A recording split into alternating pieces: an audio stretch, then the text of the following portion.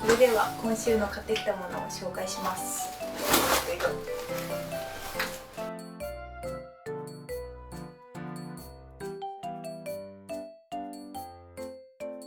今週は作り置きを活用しつつ頑張っていきたいと思います。それでは今日はこちらのお野菜たちを使って作り置きを5品作っていきたいと思います。また同じくクッキングシートに包んでフライパンで蒸して一発調理でやっていきたいと思います。それではやっていきましょう。まずはひじきを戻していきます。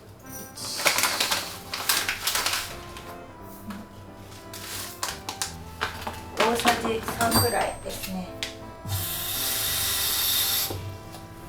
こんな感じでお水に入れて戻しておきます。今日はエリンギ、しいたけ、しめじを使っていきます。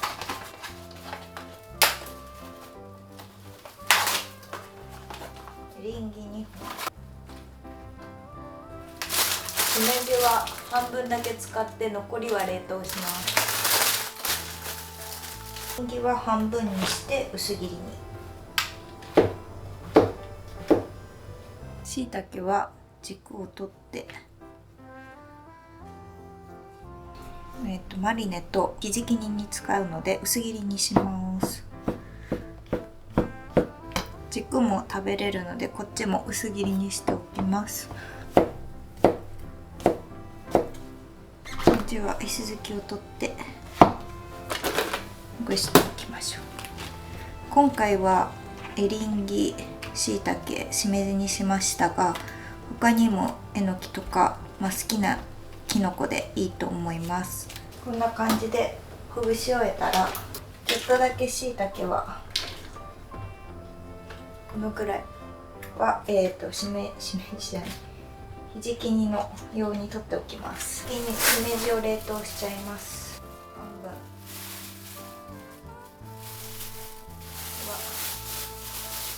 いつも紹介しているアイラップはこれに入れとくと吸湿性があるので水分がつきにくいです。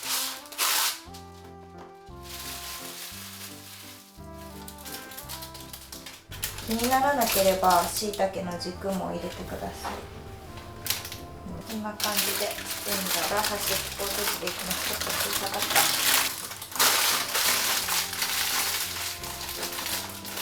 こんな感じでできたらフライパンに置いておきます。次、小松菜とちくわ。ちくわは2本使います。小松菜はこんな感じで土がついてるので、しっかり洗います。茎の方は5センチ幅くらいに。葉っぱの方は少し大きめに。ちくわは薄切りにしておきます。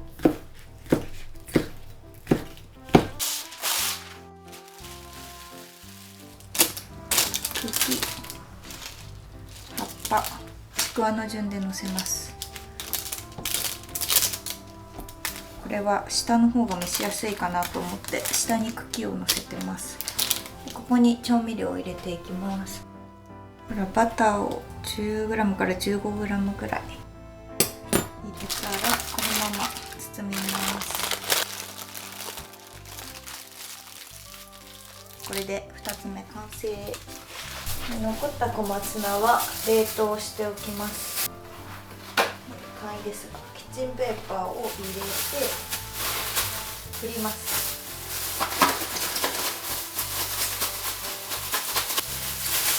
そうすると水分が取れます。これで冷凍してお味噌汁とかに使います。こんにゃくは大きいので半分使います。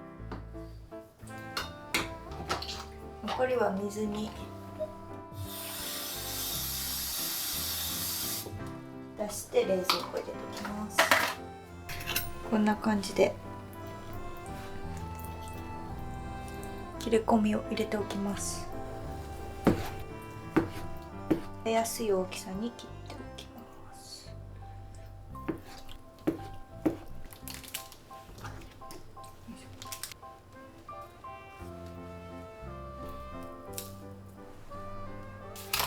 横から汁があふれやすいのでクッキングシートは大きめに。これで戻しておいたひじき、残りのしいたけ、ツナ缶を使います。これは油揚げとかちくわとかでも OK です。そしたらここに人参を入れていくんですが、最近大活躍のこのスライサーを使っちゃいます。こんな感じ。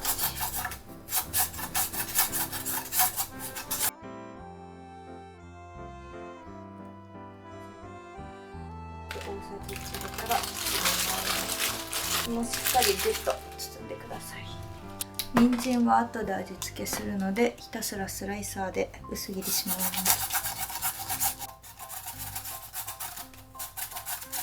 ひたすらスライスしたらこんな感じで出来上がったら包みます。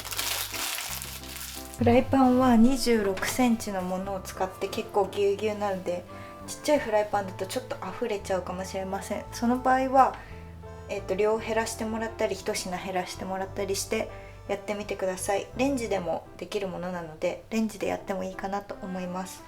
お水を 200ml 入れて、これで蒸していきます。そしたらこの間に散らかってるので片付けていきます。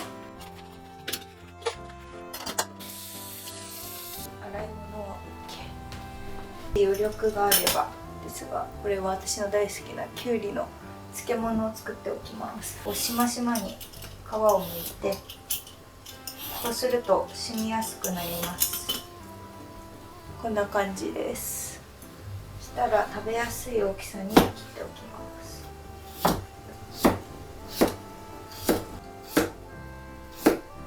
このくらいの一口大にしました。先の袋をこんな感じでもみもみします。で、ここに先ほどのきゅうりを入れちゃいます。全体に浸かるように平らにして空気を抜いて、1日つけるとしっかりこの味で締めるので、よかったらやってみてください。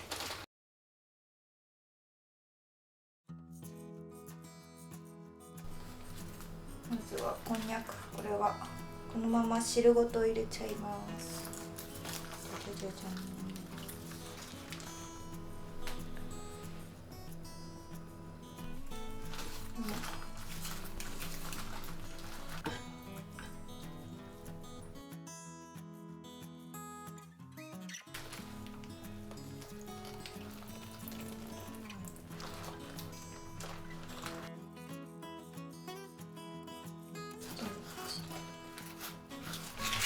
軽く水気を拭き取ったら、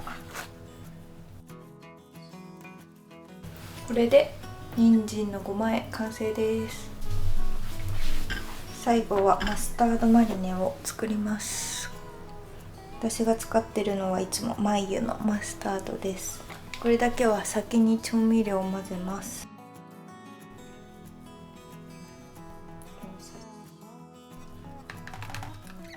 蒸しておいたきのこを入れていきます。入るかな。そしたらよく混ぜます。お好みでブラックペッパーでマスタードマリネ完成です。副菜の作り置きが完成しました。一応5品って言ってたんですけど、ちょっとお漬物はおまけで作りました。こんにゃくのうま煮、きのこのマスタードマリネ、人参のごま和え、小松菜とちくわのバター醤油、こちらひじき煮で、きゅうりの浅漬けです。今週はこちらの作り置きを活用しつつまた頑張っていきたいと思います。よかったら1つでも2つでも作ってみてください。それでは今週も一緒に頑張りましょう。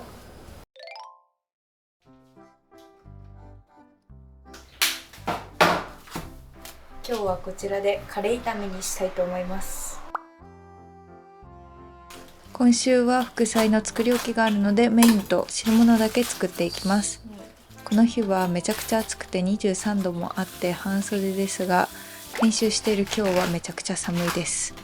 衣替えする予定でしたが、やっぱりもうちょっと後にすることにしました。キャベツはたっぷり入れたいので4枚くらいをザクザクと切っておきます。続いてお味噌汁も準備しておきます。月曜日はなんだかいつも豆腐とわかめになってしまいます。続いて鶏胸肉は皮を取っていつも通りそぎ切りにしておきます。そしたら下味をつけておきます。今日はお酒とごま油、塩コショウで下味をつけました。カレー粉は味がちょっと染みにくいので塩コショウで下味をつけておくとより美味しいです。そうしたら片栗粉もまぶして焼いていきます。フライパンに入れたら油を多めに入れてくっつかないように広げてじっくり焼いていきます。ちなみに今使っているトングは無印のシリコントングです。つかみやすくて熱くならないのでおすすめです。今週が無印良品週間らしいので気になる方は見てみてください。鶏肉は片面が焼けたらキャベツを入れて蒸し焼きにして火を通します。その間に副菜を盛り付けておきます。今日は人参のごま和えと小松菜のバター醤油です。小松菜はレンジで1分チンしておきました。5分蒸して火が通ったら味付けしていきます。キャベツは蒸すとかなりかさが減るのでたっぷり入れるのがおすすめです。カレー粉は S&B のものを使っています。調味料を入れたら全体に絡め合わせていきます。最後に塩で整えるのが味が引き締まるポイントです。味見をしながら整えてください。お味噌汁を仕上げたら今日の夜ご飯は出来上がりです。鶏肉を盛り付けてからキャベツを乗せるといい感じになります。それではいただきます。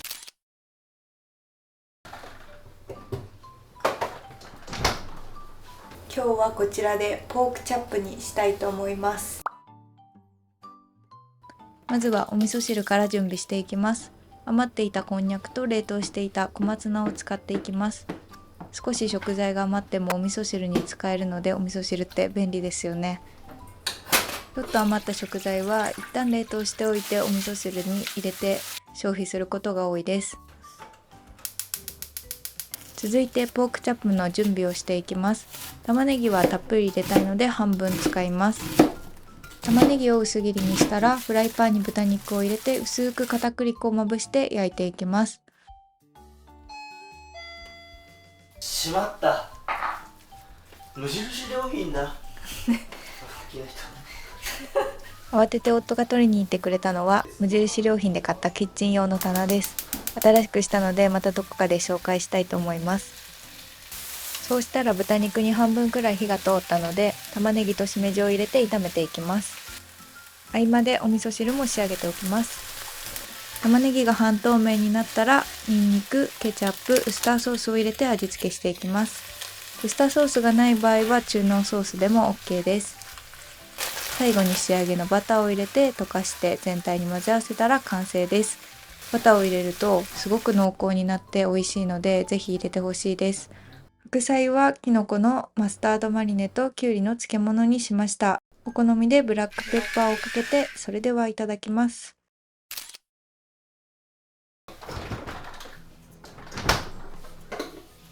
今日はこちらでかさ増し豆腐つくねを作っていきます。まずは玉ねぎをお味噌汁用に1/4分の1とつくね用に1/4分の1使っていきます。お味噌汁用は薄切りにしてお鍋に入れておきます。そしてこちら新しくゲットしたブンブンチョッパー、ずっと買うか悩んでいてついに購入しました。このブンブンチョッパーは内蓋がついていて上の部分が汚れないのがいいなと思って購入しました。私は2サイズあるうちの大きい方を購入していて、だいたい玉ねぎ半分ぐらいは一気にみじん切りできます。10回ぐらい引っ張るだけでこのみじん切りができるので手軽なアイテムかなと思います。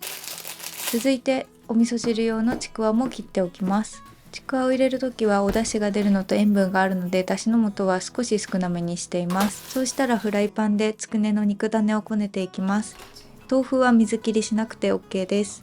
調味料と材料を全部入れたらしっかりとこねておきます。ここで豆腐の形がわからなくなるくらいまでしっかりこねるのがポイントです。そうすると豆腐感が出にくくなります。ビニールの手袋がちょっと丸めにくかったので、手に水をつけて丸めていきます。そうすると手にくっつきにくいです。大きくします。お腹空いちゃいますからね。お腹すぐ空いちゃう。こんな感じで4等分に丸めたら油を回しかけて焼いていきます。フライパンで完結できると洗い物が少なくて楽ちんです。その間に副菜を盛り付けておきます。今日はこんにゃくのうま煮と人参のごま和えです。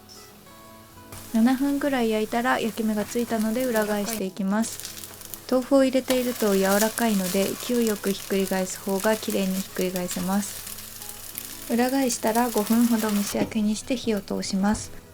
その間にお味噌汁を仕上げておきます。火が通ったら最後に照り焼き味で味付けしていきます。みりん、醤油、砂糖を同じ割合で入れて煮詰めていきます。このタレは分量が覚えやすくてすごく使いやすい味なので覚えておくと便利です。迷った時は私はいつも照り焼き味にしちゃいます。照り照りになったら盛り付けて今日の夜ご飯は完成です。タレは美味しいので忘れずにかけてください。それではいただきます。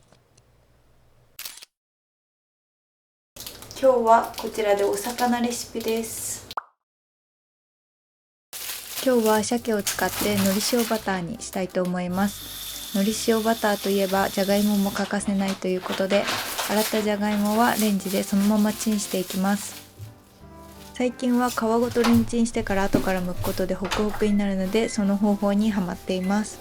チンしている間にお味噌汁を作っておきます。今日は豆腐と冷凍しておいた小松菜です。鮭は一口大に切っておきます。切り終えたら小麦粉を両面薄くまぶしておきます。これは片栗粉でもいいのですが、カリッと黄色い焼き目をつけたいときは小麦粉にしています。じゃがいもは触れるくらいの厚さになったらキッチンペーパーに包んで剥いていきます。このシワシワっとなってるところをずるっと剥くと綺麗に剥けます。これが結構快感で好きです。皮を剥いたじゃがいもは一口大に切っておきます。そうしたらフライパンにバターを溶かして鮭とじゃがいもを焼いていきます。ここはしっかり焼き目をつけてカリッと焼いていくのが美味しくなるポイントです。メインの様子を見ながら途中でお味噌汁を仕上げて、全体にこんな感じで焼き色がついたら仕上げていきます。青のりを好きなだけ、私はたっぷりと入れました。それと醤油を少し回し入れて絡めたら出来上がりです。あまり混ぜすぎると鮭が崩れちゃうので優しく混ぜてください。今日の副菜はひじき煮にします。ツナで初めて作ったんですが旨味があって美味しかったです。緑を添えたお皿に盛り付けてお好みで胡椒をかけてください。それではいただきます。